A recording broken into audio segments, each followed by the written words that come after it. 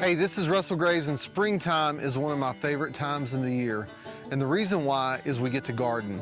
And this year, I'm setting up my garden already, and I'm using hay bale gardening. Never heard of it before? You're gonna wanna check this video out.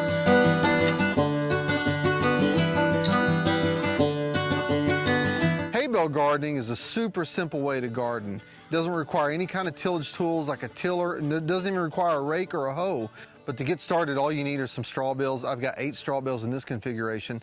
Some kind of fertilizer. I prefer organic fertilizer, so I've got this chicken manure fertilizer that I'm gonna use. And then after that, you just need water. You can use water out of a tap, or if you collect rainfall, that's really probably the best, because you want warm water to start this off with, because the first step is you wanna get these bales to condition or start cooking. The key thing is use straw bales and not grass hay. Grass hay is cut when there's seeds on the head, and so it'll contain seeds, and as you water these bales, the grass will start to grow out of the bales. On straw bales, this is wheat straw that I'm using, and on straw bales, the seed's already been combined from the crop, and then the standing straw that's left is what gets baled up. So you may have a few seeds in here, but really not too many at all.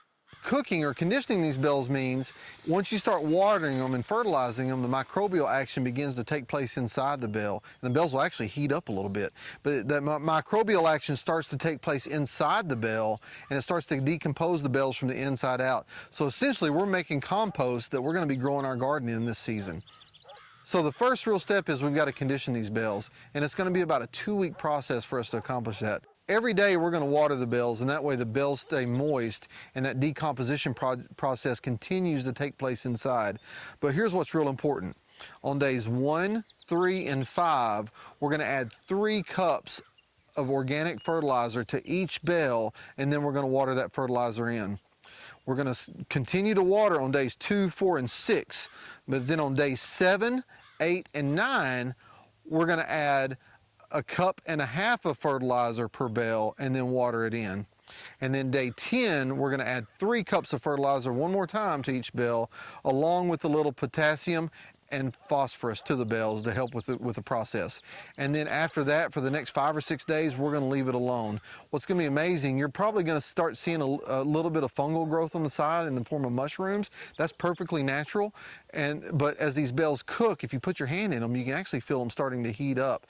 And I've heard anywhere from about 10 to 40 degrees above the ambient air temperature is what the inside of these bales will get, but that's perfect. And the reason why, again, that decomposition process is starting, and it's making that good food inside the bale that your garden plants will tap into and be able to sustain themselves throughout the growth of the whole gardening season.